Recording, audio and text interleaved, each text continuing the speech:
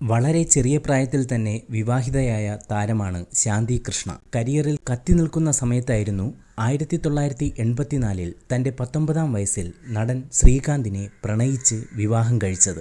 പക്ഷേ ആ ദാമ്പത്യ ജീവിതം സുഖകരമായിരുന്നില്ല. 1995 ശാന്തി കൃഷ്ണ വിവാഹമോചിതയായി. 3 വർഷം കഴിഞ്ഞ് വീണ്ടും ശാന്തി മറ്റൊരാളെ വിവാഹം ചെയ്തു. നീണ്ട 18 വർഷത്തെ ആ ദാമ്പത്യം 2016 അവസാനിച്ചു. 2 വിവാഹങ്ങളും വർക്കൗട്ടായില്ലെന്നും തൻ്റേതായ കാരണം കൊണ്ടല്ല ഈ 2 ബന്ധങ്ങളും തകർന്നതെന്നും തുറന്നു പറഞ്ഞിരിക്കുകയാണ് ശാന്തി കൃഷ്ണ. 2 ദാമ്പത്യത്തിലും പരാജയപ്പെട്ടെങ്കിലും എല്ലാ സങ്കടഘട്ടത്തിലും കൈപിടിച്ചു കയറ്റിയത് സിനിമയാണെന്നും ശാന്തി കൃഷ്ണ പറഞ്ഞു. 2ാമത്തെ വിവാഹശേഷം അമേരിക്കയിലേക്ക് പോയി. 23 വർഷം കഴിഞ്ഞു.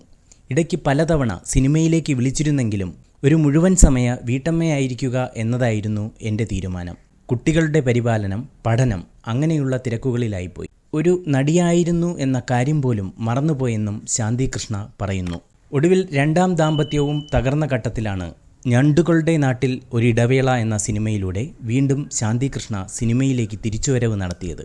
തൻ്റെ 20കളും 30കളും 40കളും 2 വിവാഹ ബന്ധങ്ങളിലൂടെ കടന്നുപോയി. വിവാഹമോചനം നേടിയാൽ ജീവിതം ഗ്ലാമറാകുമെന്ന് വിശ്വസിക്കുന്നില്ല. നല്ല പങ്കാളിയെ ലഭിച്ചാൽ ജീവിതം മനോഹരമാകും. ഒറ്റയ്ക്ക് ജീവിക്കാൻ ആഗ്രഹിച്ച വ്യക്തിയായിരുന്നില്ല ഞാൻ. 2 വിവാഹങ്ങളും വർക്കൗട്ടായില്ല. ചിലപ്പോൾ ഞാൻ ആലോചിക്കും, എൻ്റെ തെറ്റായിരുന്നു. പിന്നീട് ഞാൻ എന്നെ തന്നെ തിരുത്തും, അല്ല, എൻ്റെ തെറ്റായിരുന്നില്ല. ശാന്തി കൃഷ്ണ ഒരു അഭിമുഖത്തിൽ പറഞ്ഞു.